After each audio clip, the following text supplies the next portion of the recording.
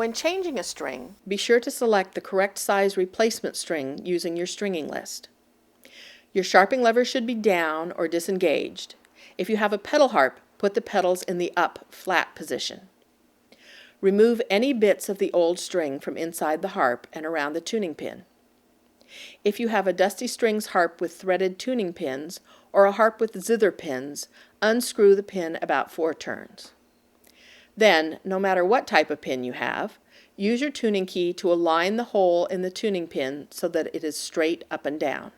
These are the directions for replacing gut or monofilament nylon strings. Thread the correct size string through the soundboard from the front.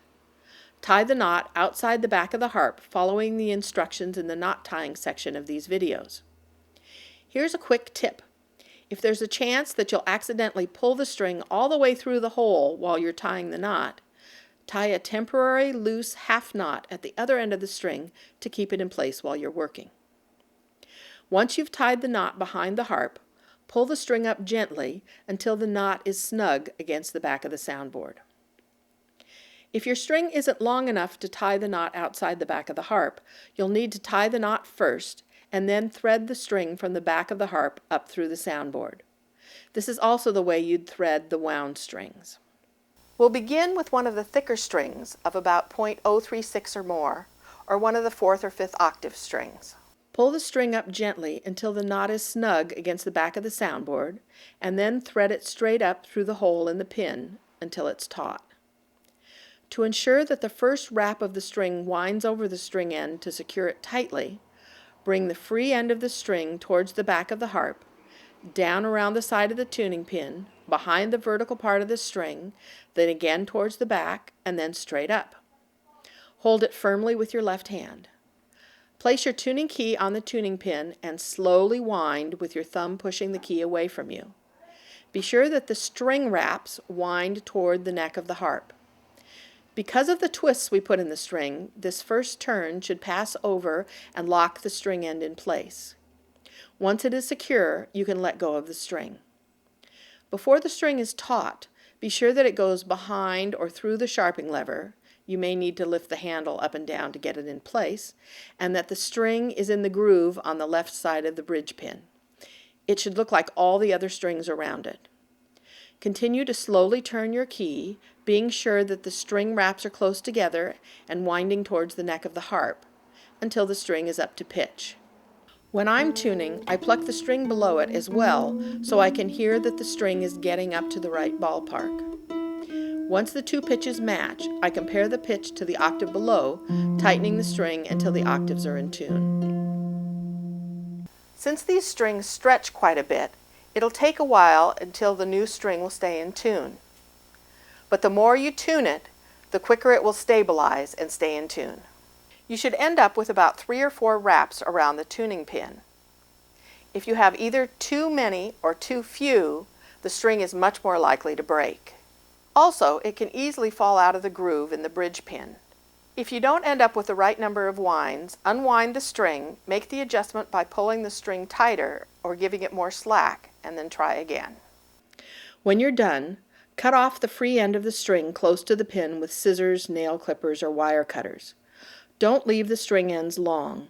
They look messy, can cause buzzes, can hurt your finger if you brush against them, and also can get caught on your harp cover or your harp case. To replace one of the thinner strings on your harp, follow these same directions, except you need to add one extra step. Since a thinner string doesn't stretch as much as a thicker string, you need to leave a bit of slack before winding it around the tuning pin. This way you'll still end up with 3 or 4 winds. This particularly applies to the strings in the top 2 octaves or up to a gauge of about .032. So after you've threaded the string straight up through the hole in the tuning pin and pulled it taut, and before you wrap the string around itself, back the string down through the hole to give it some slack. Depending on the type of string you're using, the diameter of the pins, and the gauge of the string, you'll want to leave between 1/2 to 1.5 inches of slack. The highest strings need the most slack, and as the strings get thicker, the amount of slack needed diminishes. As I showed earlier, The thicker strings usually will not need any slack because they will stretch enough to give you the right number of winds. Once you've created the slack, continue the directions I gave you previously because all the rest of the steps are the same. If you have a harp made by triplet harps, there's one exception to these tuning instructions. On some of their models, the hole in the tuning pin is near the neck of the harp instead of at the end of the pin. On these harps, the string should wrap away from the neck instead of towards the neck. Most harps have some kind of wound strings in the low octaves. They can be nylon on nylon, or nylon wrapped around metal, or metal wrapped around metal. These strings are called wound strings or bass wires. They always come with a stopper or washer at the bottom so you don't have to tie knots in them. If your string has a nylon core with nylon wrapped around it, you can follow the same directions that we used for the monofilament strings. Generally, you will not need to leave any slack when winding these strings. Since different harp makers use such a variety of wound metal strings on their harps, and these strings vary in their composition and their properties and the way you'd put them on your harp, I won't be showing you how to replace these strings in this video. But I can give you a few general rules. Number 1, be very careful with metal strings because they can easily cut your fingers. When you're removing the bits of the old strings from the tuning pins, be sure to use pliers. It's also a good idea to wear eye protection when you're changing metal strings. Number 2, metal strings do not stretch very much, so you're going to need to leave about 2 to 4 inches of slack before you wind the string. Once again, you want to have 3 or 4 winds around the pin when you're done. If you don't have enough winds, your string is very likely to break. Also, be sure that you bring these strings up to pitch very slowly. Number 3, you do not need to lock the ends of these strings in place by making the first winding go over the end of the string like we did with the nylon or gut strings.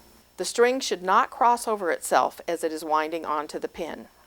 Number 4, wire strings are not nearly as forgiving as gut or nylon strings if you put them on incorrectly or if you don't leave enough slack. Generally, you will not be able to unwind them if you make a mistake because the string will be crimped and is most likely to break.